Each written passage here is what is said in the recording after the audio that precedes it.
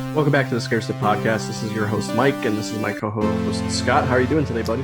Good. How you doing? Yeah, better than the hero of this movie. Yeah.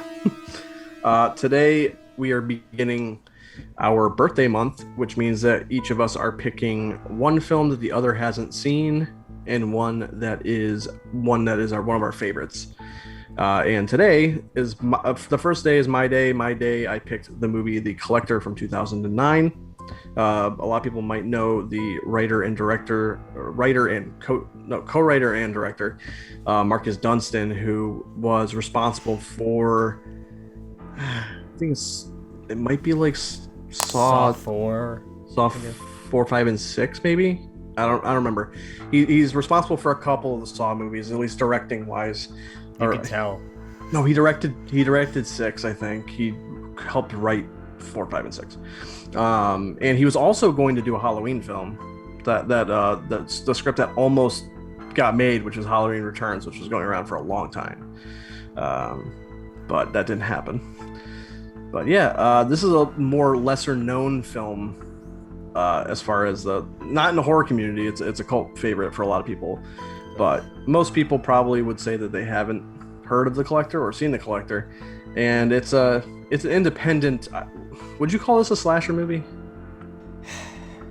In a way, like in essence, maybe in like the 2000s, I feel like it fits the slasher type tendencies because slashers different per decade. Like the 90s, slashers have very metatextual commentary to them, and they have a different way of setting up kills. And in the 2000s, I would kind of siphon most of it to being remakes, so it's not like a whole defining trait for slashers in the 2000s, so I can see you saying it's a slasher for this film. Yeah, I'm trying to think of non-big franchise or remake slashers from the 2000s that like mattered. I can't. I'd have a hard time naming just a non-remake slasher in the 2000s. Like, there's so many. Most of the 2000s is just remakes in general, but like slashers especially. Yeah, this is it. I mean, it's at the end of the 2000s. It's going into the 2010s, but yeah, it's definitely not like any of the other slashers of that day. Just because, again, it is its own thing. Although it began as something else. It was originally supposed to be, surprise, surprise, a prequel to Saw, but the writers looked at their script and said, "No, this could be its own thing. We should just do it as our own thing." I'm glad they did that. I would not want this to be the origin of Jigsaw. It's weird. But yeah, I really love this movie. And I mean really love this movie. And I know Okay. you not so much. So I would like to hear your thoughts. Well, I want to start off by saying I am not one. Out of the two of us, I'm not the one who's vocal about saying they hate torture porn. That's you. You say, I hate torture porn, I hate shit like that. It's not for you. Yes. I'm not saying it's for me. I don't tend to like gravitate towards that type of filmmaking, and especially for horror films. I'm not gonna say like, oh yeah, it's lesser horror cinema, but like, it's not in my wheelhouse. Yeah. So when I watched this, to me it was very jarring because I'm like, I know Mike fucking hates torture porn shit. Like, a lot of this film is falling into that. And I want to say, like, I don't like this movie. Like, I'm not a fan of it. But it's a well-made movie. I think the main guy is fantastic, and I really like him. That doesn't mean I like the movie.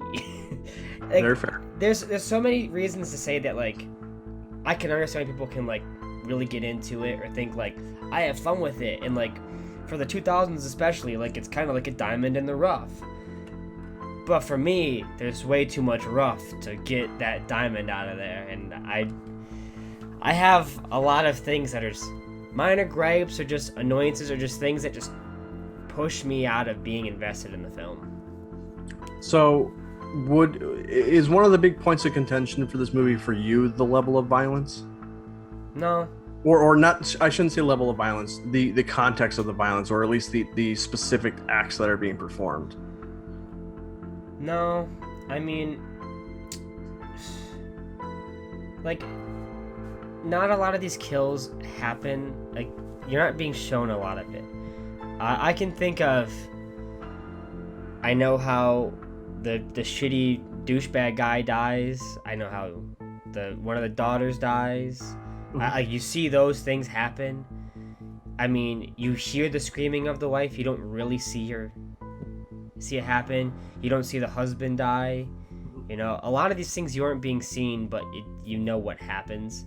I don't think it's the violence so much as like the filmmaking around it. I don't think there's a whole plethora of enjoyment to me. A lot of the 2000s grainy style of the cinematography takes me out of it. The filmic color of it, I just find kind of gross. And I will say this film is going for that aesthetic. It wants that aesthetic, and I understand that. I just don't like that aesthetic. So it's not like, hey, this film sucks for that. I just feel like I don't like this stuff.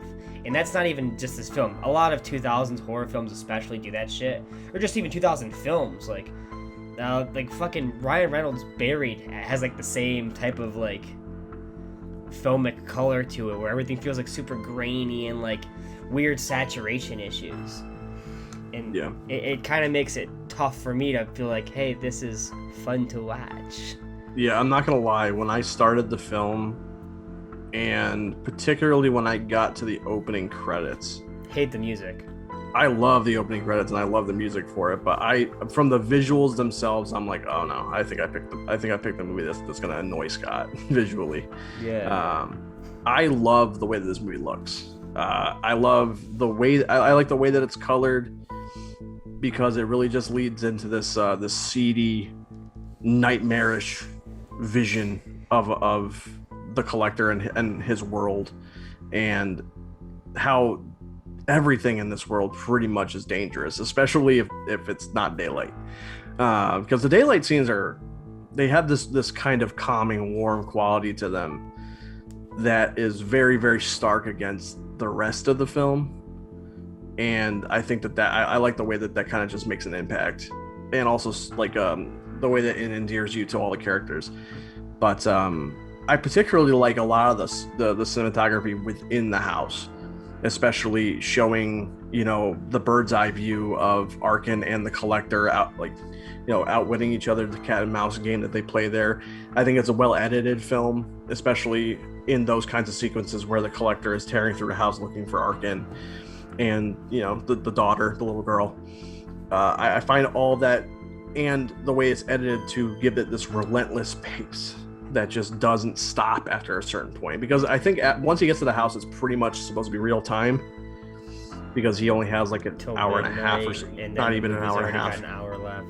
Yeah, so it doesn't stop. It keeps going, and even when they give you a second to breathe, it's never safe. I just like the relentless quality of the film, and the reason why I do enjoy this, and you're right, I do bitch and complain about torture porn a lot. I think the reason why this doesn't bother me so much is because there's a decent amount of, especially some of the what would be more upsetting deaths, like the family, like the father and the wife. You don't see it happen. They show you the aftermath, especially with the husband, which is grotesque, but you don't see it happen, so it doesn't bother me too much. It's not too in your face in that regard. There are some of the deaths that are pretty rough, you know, like the douchebag boyfriend that gets bear trapped in the skull. They show you, they take care to show you certain makeup effects that they were apparently proud of. I can't believe it. I mean, I get it. I get being proud of them, especially considering this is an independent film. You know, it had for this era a pretty low budget of I think it had like a $3 million budget, and they accomplished a lot with that. So like the scenes of like the daughter against the movie screen with a nail through her fucking eyeball and all that stuff, like they take care to show you a lot of gruesome stuff, but I never really feel like it's gratuitous in the way that like the later Saw films can be, or Hostel can be, from some of the scenes from Hostel I've seen. It's not super duper crazy in your face. It does get kind of silly, because the traps are oddly specific. A lot of them are very specific. Well, my biggest thing is that a lot of the times when they have these traps, it seems like they aren't there sometimes. Like the way they go around, look at the room, it's like, all right, So I'm to assume this trap was freshly set up now, because I know we were looking at the ceiling before and I didn't see any knives in the chandelier, so is he just fucking super fast and just did that? Or is it just supposed to be like it's always been there and like there's a shot when Arkin enters the house where there's a chandelier on the ground and they do show you that there's knives on the chandelier, but it's not set up on the ceiling yet. Yeah. But there's a lot of traps where like they'll go through a room and it's not booby trapped. And then later in the film, it looks like that room is now booby trapped. And it's like, how the fuck did he do that? Like, did he just do that? Is he just has the je ne sais quoi of murder traps? There's a lot of people, they don't give you answers. Specifically, one of the things I liked about the movie is that they don't really give you any answers as far as the collector himself is concerned. Do you think this is supposed to be realistic? That's the thing. I mean, you specifically, do you think they're going for a realistic vibe, and do you get that? I think they're going for heightened reality, but there's a lot of, it's like Halloween. I just keep going back to Halloween. There's nothing really saying that the collector is a human being, especially in the manner in which he acts, his glowing eyes, and again, like some of the way that sometimes it seems like supernaturally traps appear. But also at the same time, there's arguments on the other side of the equation where the reason why he doesn't hit any of these traps, and I don't know how much I buy into this reasoning, but when he comes into the house, he is in the zone, his I guess whatever you want to call it, thief zone, and he's just hyper aware of everything. And I'm not saying that he's hyper aware of it as in he sees it and goes over it, because I think he'd probably have a couple questions if he saw them, but he's just moving around and not paying attention to it and just getting lucky. A lot of the rooms with the more significant traps he doesn't go through. Stuff like even like the one with the piano wire that's stretched up across where he walks across and cuts his cheek. He didn't go through that room. And I also think that a good reason why he didn't hit many of the traps is because a lot of the places he goes through are places that the collector himself has to walk through, and he leaves himself a path that he can traverse the house without hitting his own traps. Just happens to be that it goes to the same place that he's going. Because I love that you do bring up Halloween, because I was going to bring up things like Halloween and Friday, where I don't consider it reality. Like, you say, is Michael Myers human, or is fucking, like, Loomis always says he's a personification of evil himself. Yeah. Like, The boogeyman.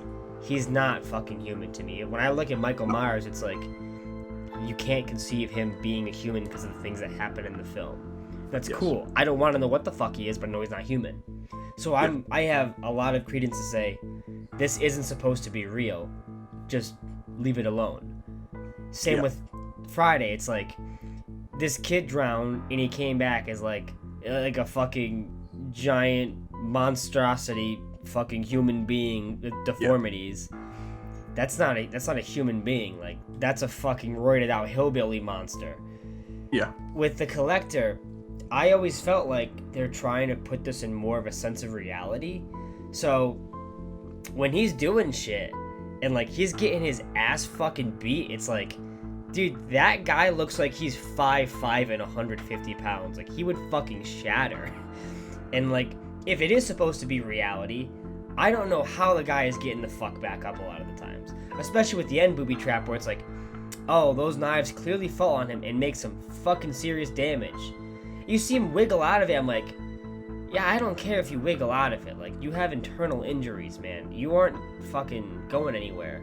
Then the end comes, and like, I really don't like the ending. I love it. I'm not saying you need a happy ending, but it just seems so fucking contrived where it's like gets the big fucking truck, crashes into an ambulance, knocks it over, cuts him out, puts him in a box. It's like, I don't know. That seems so fucking 2000s. Like, if it had an all-out... And that's another thing. Like, this movie, I'm glad we watched Hush. Really glad. Because I'm starting to feel like a lot of these home invader films are just films that are like horror films, and then the last third becomes like a fucking action brawl. Because it seems like that happens a lot of the time, because it makes sense. You want your hero to feel like he can kick some ass, or she can kick some ass, or they can kick some ass. or like they've been getting shit on this entire film. It's time to fucking give it back. And then it becomes like a big brawl out, and everyone's beating the shit out of each other, and it's like, yeah, fuck him up, and that's cool. But like in this one, I'm just like, a lot of this shit feels super 2000s. Whereas Hush, I never felt like was super defined by its era or its decade when I'm watching it. I'm saying, oh, there's some stylistic shit, but this is still good, and like, I want to see her fuck this guy up. But in this one, I'm sitting here like, man, this just feels so fucking 2000s with the way it's edited, with the way it's shot. This fucking character is just so fucking weird, and I'm not having as much of a good time. I want to see the hero get out of here though. Like, I fucking like him. This guy, the entire time I'm watching this movie, like, I'm pausing the movie sometimes because I'm like, how long is this? Because this feels long, and like, I'm getting a little worried for this guy. I like him. like we got 30 minutes left, because if it's 30 minutes left, then like he's not getting out of here anytime soon. What the fuck's gonna happen? So I'm invested. I'm fucking invested in this guy. I want to see him go. I want to see him rob this place and get his kid back. I want to see him get that little girl out of there. That's good. That movie's doing its job.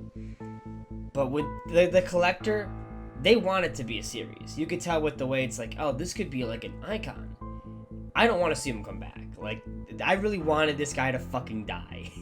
And you could say that's a good sign of a film, saying, like, we made this thing despicable. But it's not like a Michael Myers where it's like I'm entranced by this character, but I want to see him get his just desserts at the end. I don't really like the design of him. I don't like the weird, eccentric, almost like spectrum qualities that they give him, where it feels almost a little distasteful. Like the way he veers at the girl when she's naked, like, I don't know, there's something about it that I feel like doesn't sit well with me, and I feel like it's kind of digging on something. I didn't read it like that. I read it as, you know, a lot of people talk about serial killers and how a lot of their crimes are sexually charged, and I think that was just leaning into that. I didn't read it like he has any kind of a handicap or anything. I don't know, maybe you could be right. It felt very off for me, and don't like him. Yeah, I like the traps. I think it's cool. I like the setup. I thought it was gonna be something like a revenge plot, like he's going around just killing people that are like almost like Saw. So when the family ends up being like, because they show the mother is vain, but you know, in the movie she just wants her daughter to be okay. Yeah. Pretty good swerve. You know, I didn't expect her to be a good person, so I like that. So this family, you grow to like them, even though they're fucking nearly half dead by the time you see them. The father's very worried about the daughter and his wife. You know, he wants to make sure everyone gets out okay. He fucking gives a bonus to the main character. He seems like a well enough guy. So yeah. You like the characters, and that's why the first two deaths I feel like are impactful. It would be more impactful if we saw the father die, but it still hurts enough because we know he's a good guy. The mother too. Jill's death and the boyfriend's I can't say though, because it feels like cannon fodder. After the first two deaths are emotional, it feels like people are just coming in there to die. And like that was kind of annoying. When I saw the douchebag with the soul patch, I was like, I can't wait for this motherfucker to die. Like, I'll do it myself. But yeah, they come in. Their death sequence, I'll say, definitely leans into the tropes of slasher movies. It's almost in like that decade too. It's filling a it's like checking off a card. Yeah. Granted, I mean, like, yeah, it's definitely it's there so that they could say, hey, we have nudity in the movie. Mm-hmm. Still made in 2009. You know, it's very sexually driven. A lot of shit is sexually driven in the movie. You go to a fucking strip club for no reason besides that's where the bad guy lurks, because it's a strip club. Well, it leans into that whole, you know, this entire world that we're going into is just dirty. Yeah, it's dirty. But actually, circling back to the state of reality of the movie, whether or not this is real or not, I think it's kind of interesting because of the way the film is lit deliberately. it really does feel like I'm not gonna say this is of the quality of that, but it feels almost Argento-esque at times. And I'm not saying that it is anywhere close to the fucking quality of an Argento film, but it definitely feels like the lighting reflects the mind state and also The atmosphere, the level of reality of the world. So I can definitely see, and I'm kind of leaning on the side of this is supposed to be a nightmare realm where it's just nothing but bad. And that actually makes things even more interesting to me about the movie. Especially makes me more interested in the collector because it feels like he's almost this kind of reaper who's pretty much the inverse of our hero. Even visually, they both enter the house wearing black balaclavas with 3 holes. They both visually have a similar silhouette when they enter the house. I hate the stupid fucking gimp mask though. Like, I think there's something 2000s. It feels very sexually driven. Like his design feels very sexually fetishized, and you could tell with the way he looks, his mannerisms.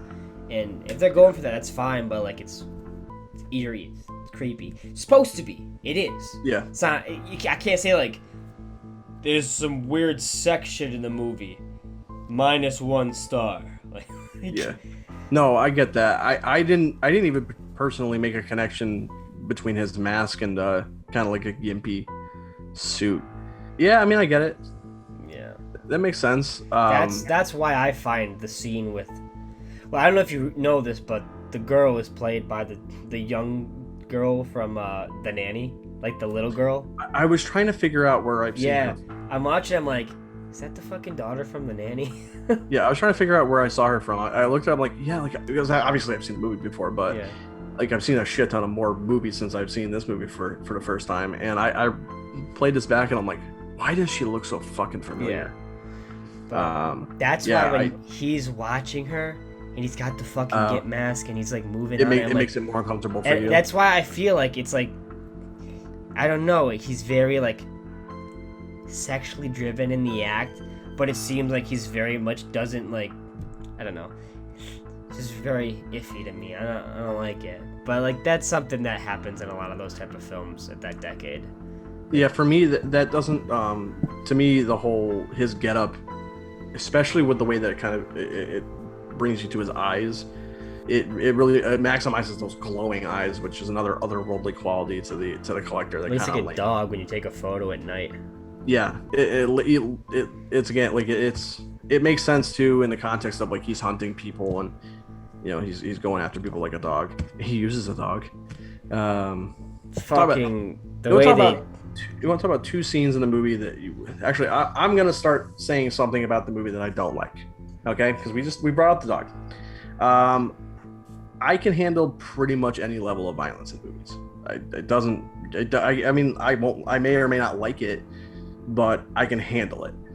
The things that I don't usually like is animal death. Yeah. And gratefully for the dog, at least for the dog's death, it's not super duper clear. Like, you know something happened, but you don't see it in great detail. The one that bothered me the most was the cat.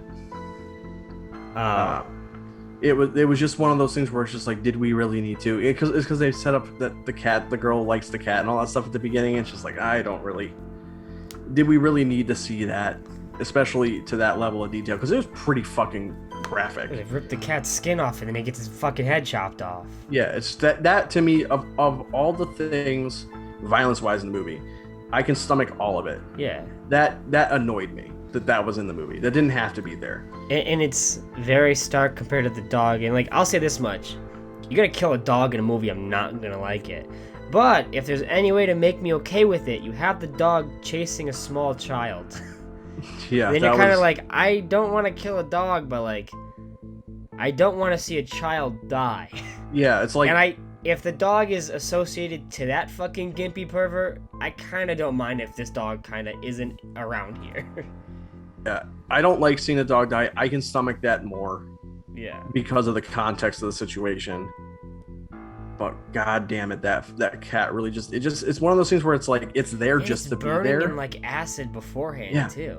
It's just be there. That's my problem with it. It's not something that, the only thing that it does is to show the trap window that Arkin was going to. That's it. That's all it served to be there for. But even if you wanted to still kill the cat for some reason, you don't need to show it. Yeah, also you don't have to put him in the fucking acid and have him ripped off the acid with the skin melted into the floor. Yeah, you can take the acid out of the equation completely. The thing is, if you want to be real and remove that death entirely and just have Arkin be smart and think, probably another fucking trap, he takes one of the books and throws it out the window, boom. That's what I would have done, personally. One of the other things that I will hit on, I think I texted you about it because it bothered me, is a certain sequence regarding certain language. Oh, really? That was the teeth thing, because you texted me about that. No, because I thought that you told me at one point, like, teeth stuff bothers you. No, I know eye stuff bothers me. Teeth stuff. Does teeth stuff bother me? I don't think so. I don't know. I don't like needles. Needles bother me. You know, like if I see someone like pop out like a fucking vein here, and they're like, "Hey, dude, we're gonna, where's a fucking vein in here? Come on, what do we got here, buddy?" I'm inept. Yeah, so you get like a vein right here, and I see someone putting a needle in it. Fucking skews me, because I had to get my blood drawn a lot as a kid because my mom did fucking drugs. So when I had to think about all the memories of getting blood drawn at a young age, it's like, hey, no, please. Yeah, I have problem with eye trauma. Yeah. So that's my tough one. But I don't know why I thought for some reason that like you don't like it when things happen to people's teeth. But yeah, I thought that was it really. It just, you kind of know what happens. You knew it happened. The sound effect is really effective. Yeah. But no, the scene where, I mean, it's the same scene. What he calls the collector. Yeah, I hated that. It's so unnecessary. It's one of those things where because I did a little review of it on Letterboxd. So I'm like, it just comes across as too edgy for you.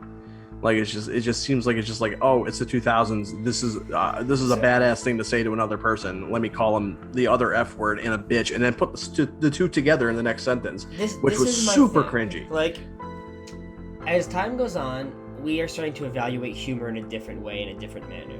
We talk about, as a joke, is it funny? Is it easy? Why do we laugh about it? You can 100% eradicate homophobic slurs, and your joke can be funny. You can do different things. You can attack the way the fucking person, like, literally, why didn't you just call him like a fucking sexed up weird gimp pervert or just a bunch of other shit? The dude's got a fucking collector. He's got a fucking black mask with a big mouth hole. Like, do so many weird things you want to go for. Like, don't just make fun of him and compare him to, like, that shit's dumb. It's just like in the 2000s, we just had a fascination in movies, TV, stuff like that, with just referring to people with a homophobic slur, and that's just the uber diss. And like, let's talk about like Monster Squad, where the kids are dropping shit like that. Let's be real, kids are pieces of shit. They don't know better. If I'm talking to a 10-year-old and he wants to make fun of me, he's like, "You're fucking gay." It's like, okay, he thinks he just fucking served me something fresh. But they don't understand that. Like, a kid has to learn that that's not cool and it's homophobic. Yeah, but this is a grown-ass man. That's the thing. And it's like, these characters do this shit in the 2000s. It's super fucking bad. And it's like, I don't blame the actor. Obviously, he has to say the line. His line. But it's the writer. Like, look, guys, that wasn't even supposed to be funny.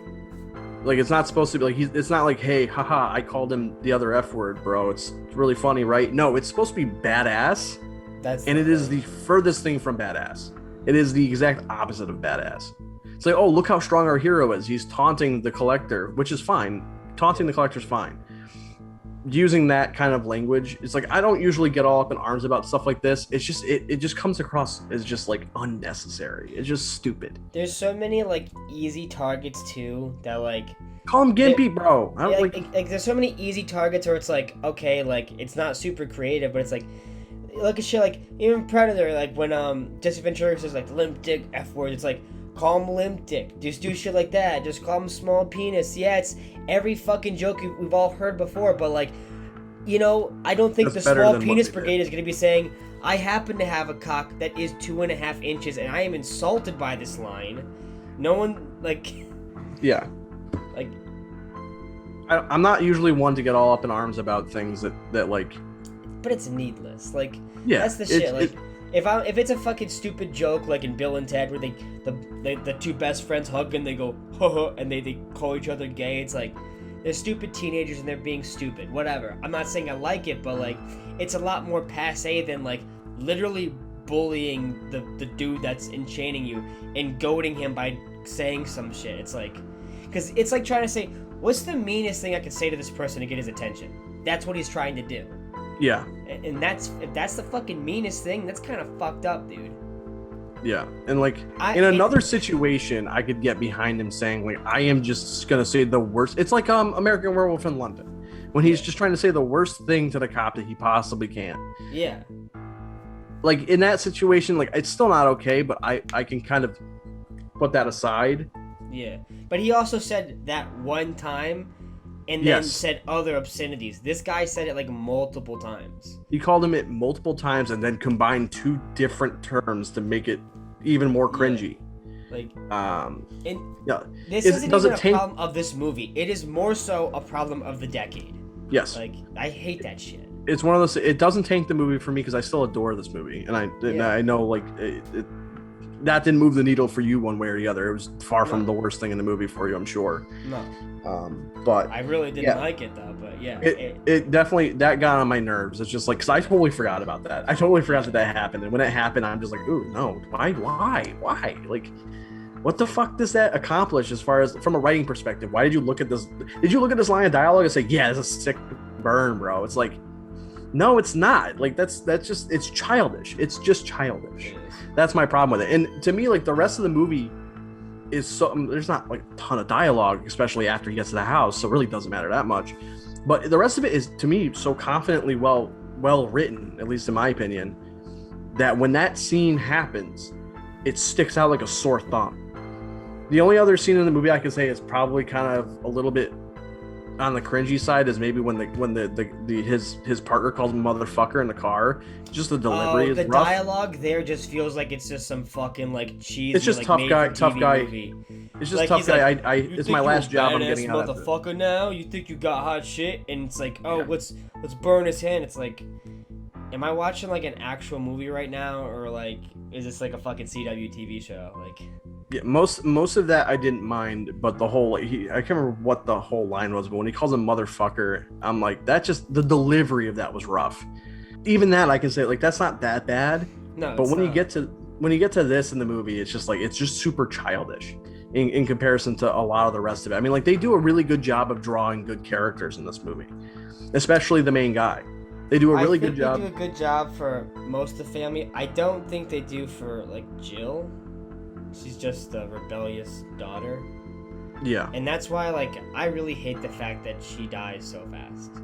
I think if the movie was smart, they would do more with the fact that he does try to save the wife, and it's a really good scene. I like it a lot. He tries to save everybody. And I hate the fact that as soon as Jill comes in, as soon as the boyfriend dies, she gets chained up, and then almost immediately when he rescues her, she fucks up. It's like, come on, man. Like immediately, like I want a little bit more time, a little bit more interaction. Yeah. I want to make it feel like it's more emotional. To be fair, I think that her first instinct is to grab a weapon, and I can get behind that. It just happens to be it's not a logic problem. Yeah, no, she's a dumb teenager. Let's call a spade a spade. She's a dumb teenager, and she made a bad move which ended her life. Granted, it's like as far as all the traps are concerned, because I see a lot of people talk about the traps and say like a lot of them are just super duper ridiculous. That is the most ridiculous one by far. Not because her getting launched into a wall of nails is the problem. It's just how oddly specific the trigger is. Yeah. It's like I guess if you think about it, like it's a very visible weapon, and if someone is around the house and knows the collector's there and wants to defend themselves, they probably would grab the scissors because they might see it. But it just plays really weird. It's just like, oh, specifically this pair of scissors. If you grab this one. I think the problem stems from the fact that when you begin the movie, and it's stuff like the line, which is super sharp that you can barely see, and as you see more and more traps, it's like, they do look way too fucking obvious. It's like, look at this very sharp line that if the light hits it, you'll barely see it, compared to just a floor full of fucking bear traps. It looks like you have two, like, guys setting up. It's like, what do you have?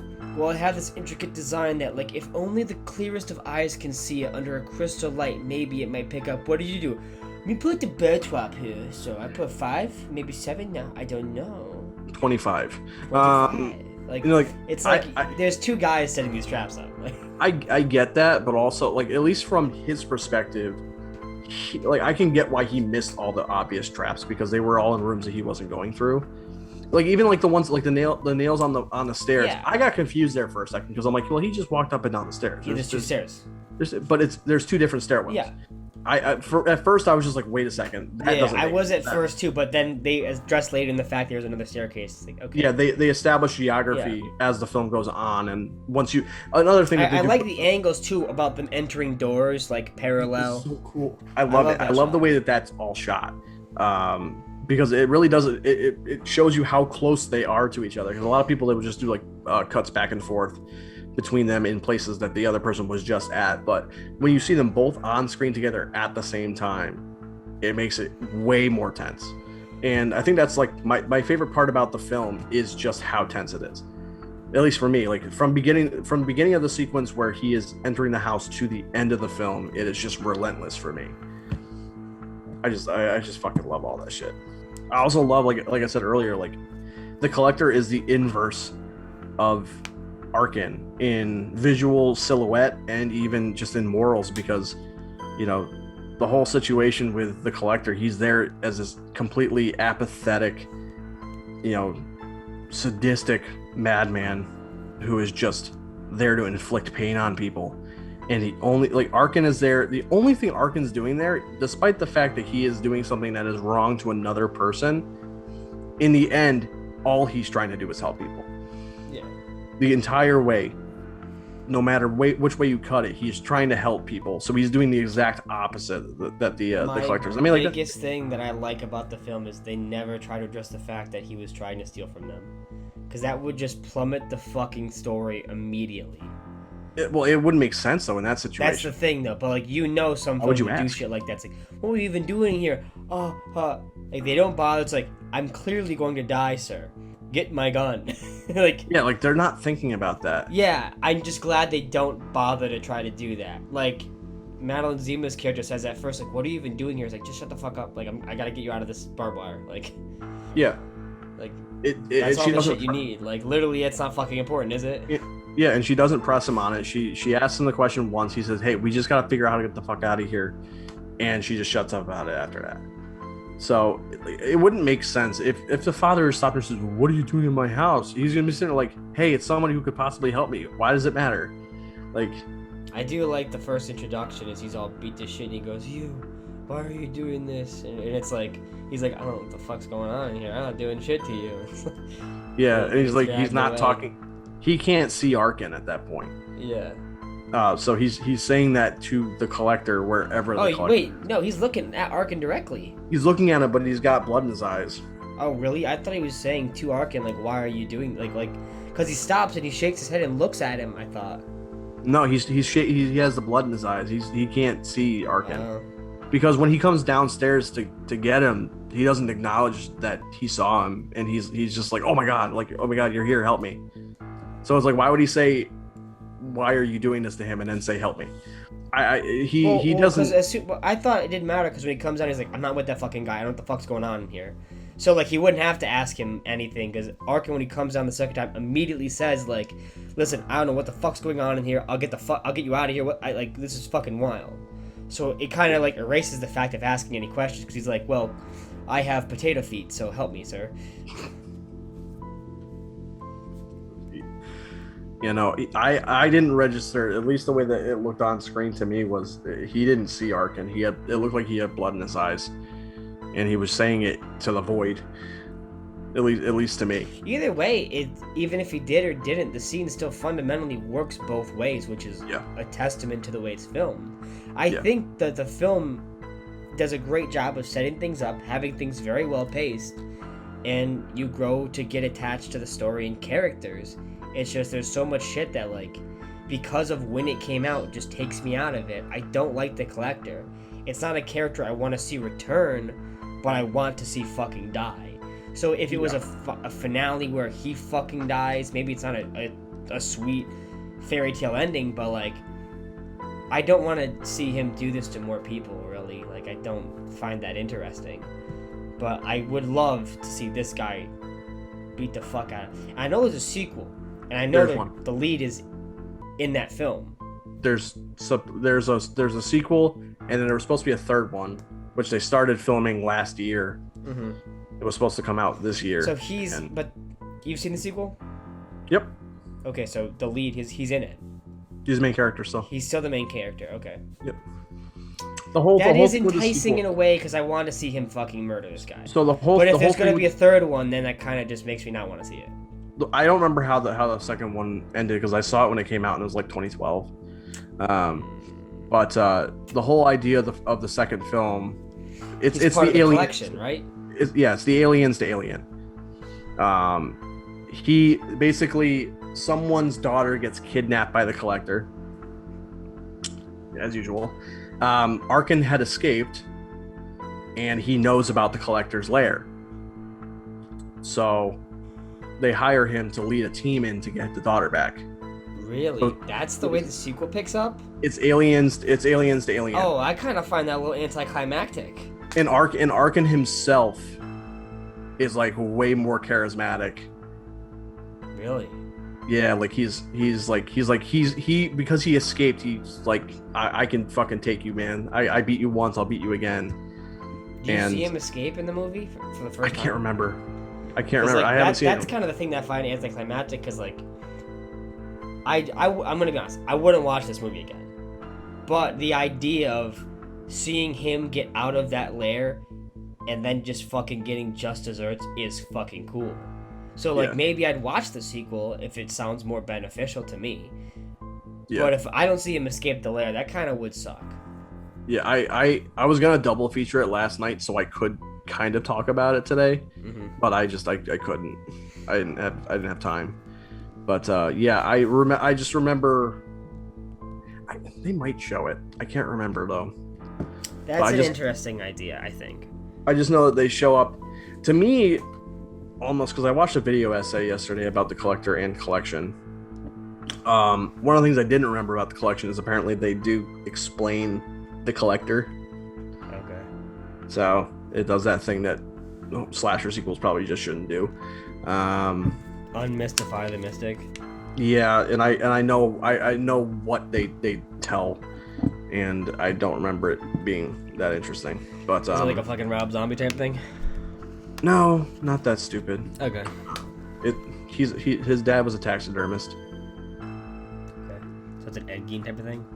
Yeah, kind of, I guess. Not with the mother issue, but yeah. Something like he's like, well, we have the taxidermy collection, so I have my own collection, essentially. There's trauma there and whatever. I can understand them feeling like they have to tell that story. It's just I don't find it very enticing. But basically, like the what's it called? The layers, like, to me, it, at least because I haven't seen it since it came out, from what the clips I saw, it reminds me a lot more of Saw than this does. Mm-hmm. I can understand that. Because it's like it's a fun house of just like murder and torture. Yeah. Also, I forgot completely that like there's like an opening sequence that is literally just feels like it's ripped out of Saw, because just at a nightclub and the Collector just triggers this fucking giant, like, I don't know what it is, like it's a culling machine or something. It spins with blades and just kills everybody in this nightclub. This sounds like it's like it's like they took, hey, the first movie's budget, $3 million. Here's $10 million. Do whatever you want. And they just went crazy. Yeah, because I looked at that. The budget was $3 million for the first one, and they made $10 million. Yeah. And they're like, hey, that's good fucking money. We'll give you a sequel. And the second one, I think, broke even. I don't even think it broke even. I think it was like they got $10 million and they made like $9 million or maybe $10 million. Yeah, so they bombed, because you need to make double your production budget to break even. And they lost 10. They lost 11. Yeah. So, Yeah, it was rough. I'm surprised that because they rolled cameras on The Collected is the third film, The Collected, and Arkin's back, so that's cool. That kind of makes me not want to watch the second one, knowing that he's gonna be back in the third one. He's like, but it doesn't matter because they started filming the movie, and then COVID hit, and then it stopped filming, and then the producers. I just mean from a sense where like, it makes me feel like I'm not gonna like the ending of the second movie. Yeah, I can't remember how the second movie ends. But it does suck though, because The Collected, they started filming it, COVID hit, they shut the production down, and then everyone started filming movies again, and they're like, hey, so when are we gonna get back on set for The Collected? And the producers are just not returning their phone calls. So basically they're killing the film by not even acknowledging the creators. That's just dirty. If you're gonna cancel the movie, just fucking tell them, hey, we're not making it anymore. Yeah. Like, that's just dirty. Well, especially because like the stars would need to know what they have to do or like work around it. You know, if they're busy or something. Yeah, you gotta think like these people careers. Yeah, the actors turned down. They had to have probably turned down roles to be in the movie. So you're basically telling them, hey, you turned down these roles for nothing. That's really irritating. I hope that they reverse their call on that. Just finish the fucking movie. Yeah, I mean, it's probably not going to take that much money too. I mean, I can't imagine it'll be. I don't know how much money they make. I feel like if they released it only on Shudder, though, it'd probably make decent money or something. I think Shudder. I think Shudder would probably happily pay for the rights for that movie. I don't know. I feel like when I looked up The Collector, it wasn't something that was easily showcased on the site. So it didn't seem like they were like, "Hey, check out this movie as a gem or something." I just know. Try to find it. I just know that in the horror community, this is like a little like a cult, a really big cult film. A lot of people say that of the 2000s, The Collector is the horror icon that the 2000s gave us, which I think is interesting considering it's a movie that wasn't super duper high profile. I don't know how you can get an icon out of that. Yeah. But I mean, if that's the case though, if we're considering this an icon, we haven't had one since. Pennywise for it. Yeah, but Pennywise has been I consider him an icon. Though. He's just as popular, if not more popular. And if you want to ask, I'm just saying not more popular than The Collector. I mean, like the original Pennywise. No, I know, but I'm just saying that as a created character, it's not like it's the first time that we've gotten that character. I'm talking about like an original horror icon. This is an original horror icon. Like they've tried several times and failed miserably. That's a good point. It's fun to think about. They tried to do something with that what's that movie called? Hellfest. I hear a lot of things about that Psycho Gore Man, but that's more of a comedy, I hear. Yeah, that's on Shudder. I want to watch that. I do too. It looks fucking sick. It looks really funny. The closest we've gotten recently to a horror icon is Art the Clown from Terrifier. I would say he's up there. As far as if you were to say The Collector's one, I would say him too. Because I haven't watched the movie, but I know the image. But think about it. In 20 years, we have two. Yeah. What was the last horror icon we really got before that? Especially in the slasher genres. Depends what you count, though, because like I know some people would count Lupita Nyong'o from Us. I wouldn't, but I mean, I guess I can see how people would do that. I'm just thinking in terms of something that has that's really part of the public consciousness. You know what? Actually, I got you beat, dude. The Nun. She's after Conjuring 2, man. She blew the fuck up. I mean, if you want to count inanimate objects, Annabelle. Annabelle, yeah. Yeah. That universe, that fucking dog shit has spawned an entire off-put of like, hey, this is the demon spirit that's lodged inside a fucking evil space butt plug, and it's gonna be coming out in 2022. It's called Bloodfugs from Beyond, and it's part of the Conjuring universe. I'm saying it like I hate the Conjuring. I love the fucking 2 Conjuring films. It's just, it being a universe is fucking stupid. Yeah. I mean, the concept of that universe I find incredibly intriguing. Yeah, just because it's super interesting because of it being based on real events. It's the house of Warrens and all going through all their fucking occult stuff. Like there's a shit ton of movies in just that room of the house that you could just. That's a genius shot. People don't give one enough credit for being the genius of foreshadowing in that first film. He created, at least, it's the only horror cinematic universe right now. Yeah. I'm not saying it was intentional, but like he fucking did it. He's a it's really genius. It's really the only one since the Universal Monsters, though. Yeah.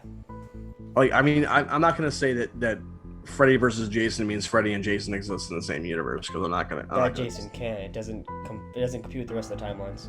Yeah, so it doesn't work that way. It's just a fun one-off movie. So yeah, it is. That Freddy though. Oh, Alien and Predator do exist in the same universe. Is that horror though? Is it series horror? I would say that Predator can border on horror. Alien is horror. The first Alien is horror. I just don't think that the series in general is sci-fi to me. Alien 3 is horror to me.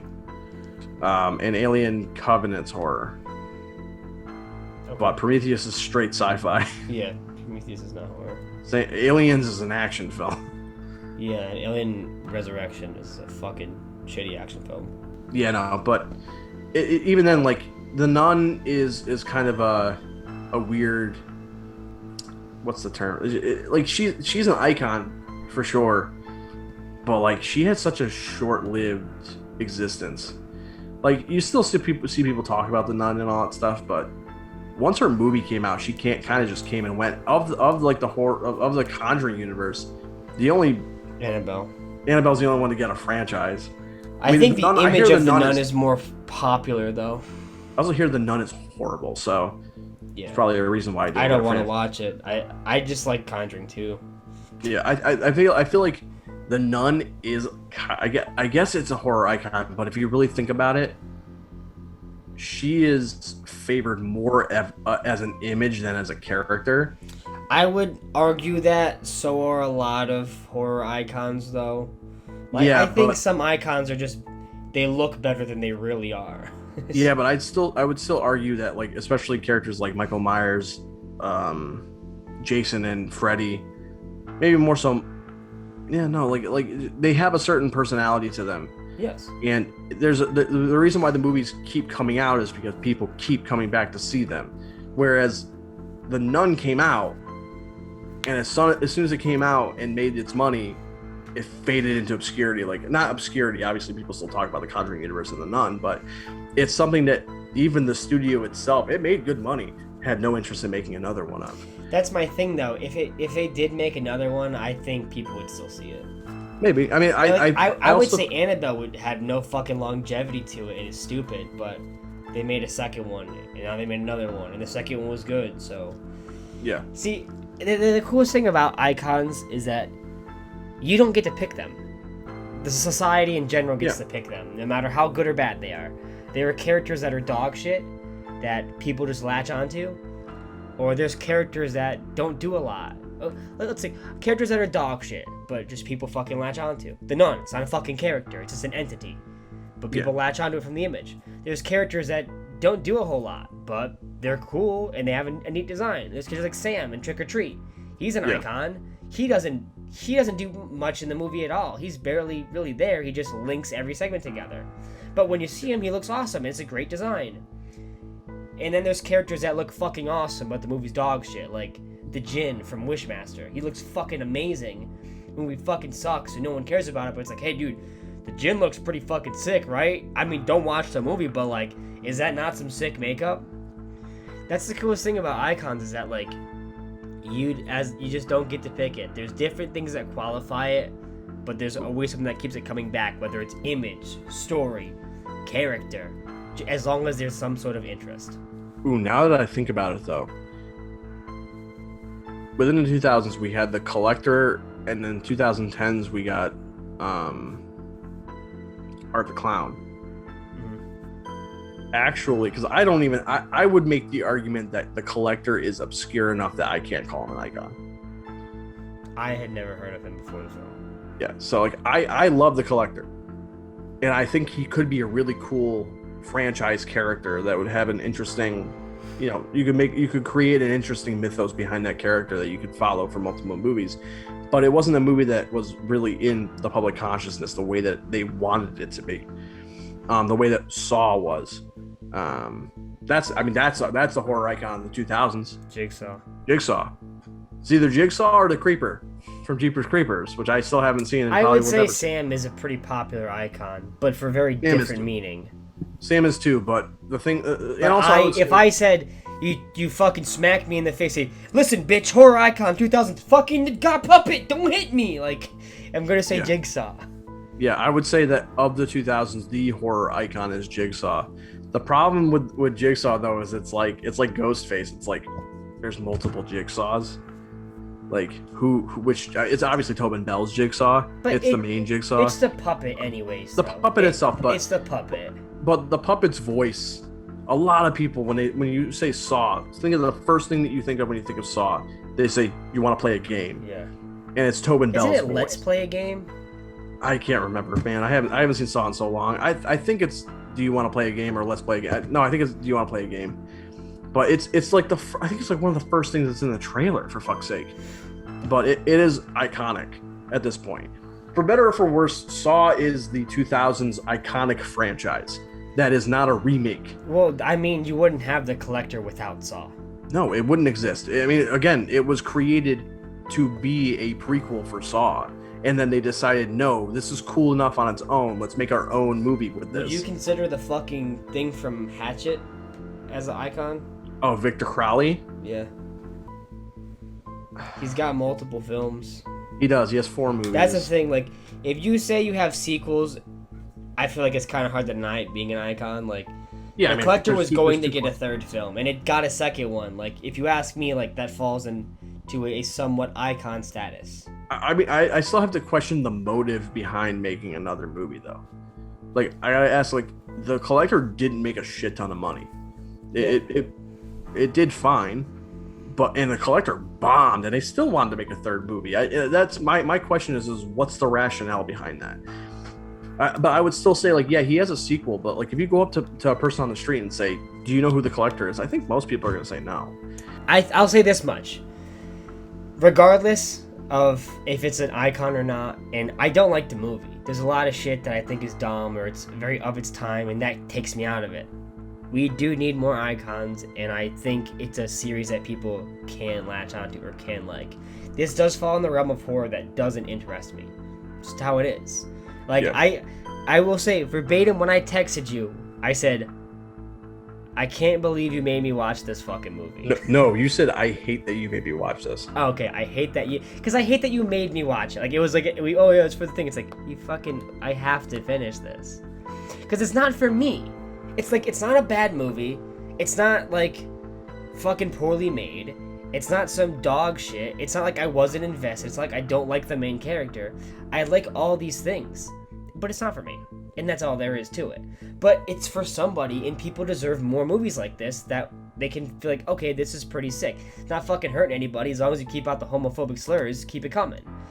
Yeah. There should be more like horror icons in the 2000s, in the 2010s, in 2020. We should have that shit, and that's really fucking cool. Just because it's not for me doesn't mean we don't need more of it. And that's the positive note I'm pretty much going to end this episode on. Like, we need more of this shit. Whether or not I like it doesn't mean that we should stop having it. We need options. We need people to say that, like, hey, someone's gonna like this, someone's gonna find this interesting, someone's gonna find this to be pretty fucking cool. Let's do this. It's fucking low budget. Why the fuck not? Do that shit. I agree. I mean, might as well just get into final thoughts. I love this movie. I love most everything about it, aside from the things I went over, like the cat's death and homophobic slurs that don't need to be in the movie. I love the way it's paced. I love the way it's filmed. I love the way it's edited. I love the main guy. I love Josh Stewart. Josh Stewart is an underappreciated actor who shows up in a lot of stuff as a character actor, but as a lead, he's really good. He's even actually the villain of Punisher season 2. It's pretty cool. Yeah, he's pretty good too. He's actually, like assassin watched preacher. This movie because of him, because he's in Criminal Minds. Yeah, he's also in. He's in. I think more than one Christopher Nolan movie, but he's definitely in The Dark Knight Rises. Oh shit. He's one of the guys that works with Bane. But yeah, I really just love this movie. I like this more this time than the last time I watched it. If I'm gonna rate it, I've been hovering back and forth, and I'm still kind of hovering back and forth. At least out of 5 stars, I'm hovering between 4 and 4.5. I gave it 4.5 on Letterboxd. That could change. Hey man, don't make me shit on your good time. No, I honestly, before I even texted you last night, before we even talked about it, I was sitting there hovering between a 4 and 4.5. I haven't decided yet whether or not it lands that high, because that's high. That's a high rating. That's Yeah, but if you had a high experience and you're having a good fucking time, it doesn't matter. no, of course. It's just like that's for me. I don't feel like I give that many to movies, especially the 2000s. It just surprises me that I just enjoyed it that much. Because the last time I watched it, I gave it a firm 4. You know, that's the funniest shit, is because I'm adamant on saying I think 90s is the worst. I watched this movie yesterday. I literally looked at my girlfriend. I said, maybe Mike's right. Maybe 2000s is the worst. This is my shining light of the 2000s, and this is your. This is not the worst thing ever in the 2000s. I just think it showcased a lot of tropes in the 2000s. I'm like, wow, I forgot how bad films can be in the 2000s, because I haven't watched 2000s film in a long time. It's not like this is the shining pile of dog shit that made me realize everything in the 2000s is just complete ass. It's just like, oh, this is also in this movie, and this movie, and this movie, and oh my god, this shit sucks. Why is it in so many films? Yeah. So, What are your final thoughts? Still might stick with the 90s being the worst, but now it's more of a debate. I have things to fucking scream over. Yeah. What are your final thoughts? I don't like it. I don't. It's not something I can really find interesting. I don't really want to watch it again. I really love the main lead. He's very likable. He gives a fantastic performance. I love the daughter character. I like the brief interactions of the family. I like the small setting. I think that's cool. I like some of the traps, the less elaborate ones, the more like, boom, that's there. It just, you walked into it, you didn't see it coming. Like the cut on the face, the hook through the eye, shit like that. I thought that shit's really cool. But then you get to the more like overblown fucking 17 fucking bear traps and plastered on a wall with a lot of those things aren't for me. It's not bad, but it's not for me. And I will say I did the Scooby-Doo thing, and I did figure out the killer. As the movie's going on, it literally just Scooby-Dooed. I'm like, it's the fucking extinguisher guy, right? And it's like, they don't show his face, but it's like, oh, it's a dude who runs the extinguisher. I said, I Scooby-Dooed it again. Yeah. But if I had to give it a rating, it's a competent, really well-crafted film, and takes away a lot from me. I don't like it. It's too overblown. A lot of the stuff that's going on in the film feels very subtle, and it feels grounded. Even when if it's hyper-realistic, it still feels like it's taking itself seriously. That end is so not serious to me, and I feel like it just kind of plummets. But I'll give it a 5 out of 10. That's where I thought you were gonna land. So, Yeah, I dig the downer ending. I love it. It's not about it being a downer, though. It's No, just I know. Like, you'd think he fucking rode him with a SWAT truck, and it's his fucking extinguisher van. I'm like, okay, fucking mistletoe body. Like, I don't know how the fuck you pulled that thing into gear and then just decided to crash into that. I think you would die more likely than the fucking paramedic in the back of the ambulance, but okay. That's it. That's that piece of real boy. Fuck him.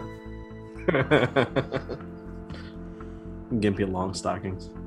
Sorry to be such a piece of shit in this episode. But I hope you check it out and form your own opinion. Like I said, this isn't for me, but it could be for you, and that's pretty cool. There should be more icons and more people to look around and find different things like, hey, I didn't know, but I love Candyman, or I love the Djinn from Wishmaster, and all that crazy shit. Try to find characters that aren't as over the top as Freddy Krueger or Jason Voorhees and feel like, hey, I found my own little niche thing that I like. And maybe The Collector is that one for you. And if it is, that's really awesome. It is for me. thank you so much for joining us. I hope you find your own fucking body count to start up, and I'll catch you later. Bye bye.